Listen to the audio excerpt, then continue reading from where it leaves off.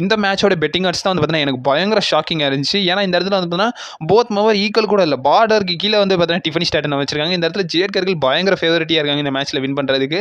And also ரொம்ப கம்மியாக தாங்க கோட் பண்ணியிருக்காங்க. ஸோ சீரியஸ்லி பெட்டிங் ஆட்ஸில் நான் இது வரைக்கும் இப்படி ஒரு பெட்டிங்கை பார்த்ததில்ல.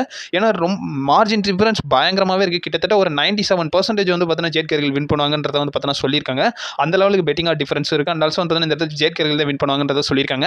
என்னோட ஒப்பீனியன் ஜேட் கர்கில் தான். ஸோ அப்கமிங் டிஃபனியோட வந்து அந்த டைட்டில் ட்ரெயின் வந்து பார்த்தீங்கன்னா புவராக இருந்தாலும் ஸோ அவர் கொஞ்சம் இம்ப்ரெசிவாக எதுவும் பண்ணலன்ற மாதிரி தான் இருந்துச்சு. அவங்களோட டைட்டில் ட்ரெயினை ஞாபகம் வச்சுக்கிற மாதிரி அவங்க ஷார்லட் ஃபேர் கூட சண்டை போட்டாங்க. அதுக்கப்புறம் அப்போ ஸ்டிஸ்டர்ஸ் கூட டிஃபன் பண்ணாங்களோ இப்போ எவல்யூஷனில். ஸோ அதுவும் வந்து பார்த்தீங்கன்னா ப்ராப்பராக இல்லை. ஸோ அவங்க ஞாபகம் வைக்கிற மாதிரி பெரிய டைட்டில் ட்ரெயின் எதுவும் பண்ணலை. எனக்கு தெரிஞ்சு அவங்களுடைய ட்ரெயின் வந்து பார்த்தீங்கன்னா ரொம்ப புவராக இருக்குது. அண்ட் ஆல்சோ சுமாராக தான் இருந்துச்சு சொல்லணும்.